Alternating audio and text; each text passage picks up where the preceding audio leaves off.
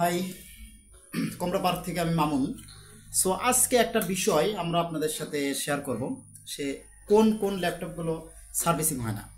অনেক সময় দেখা যায় যে ল্যাপটপের মাদারবোর্ডে যে প্রসেসর আছে, এই যে প্রসেসর, এই প্রসেসরের আশপাশে গ্রাফিক্স, মানে প্রসেসর গ্রাফিক্সের আশপাশে যে কোয়েলগুলো আছে, এই কোয়েলের পাশে দেখবেন আইসি থাকে, মানে দুইটা কোয়েলের সাথে একটা আইসি থাকে। আইসিগুলো যদি বার্ন করে, মানে মাদারবোর্ড থেকে যদি সরাসরি বার্ন করে, লেয়ার সহজে নষ্ট হয়ে যায়।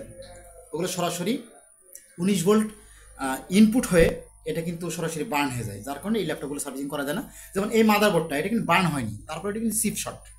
এই যে গ্রাফিক্স আছে চিপ শর্ট, এই চিপসেটটা কিন্তু শর্ট, এইটা চিপসেটটা কিন্তু অ্যাভেলেবেল না, বা এইটে লাগাইলেও এটা কিন্তু প্রপার সার্ভিস হবে না। এই জন্য এই মাদারবোর্ডগুলো সার্ভিস করা যায় না। এই চিপসেট প্রবলেম ব্যতীত যে কোনো মাদারবোর্ড আমরা সার্ভিসিং করতে থেকে আপনারা আমাদের সাথে যোগাযোগ করতে পারেন, আমাদের স্ক্রিনে ফোন নাম্বারে যোগাযোগ করতে পারেন। আল্লাহ হাফিজ।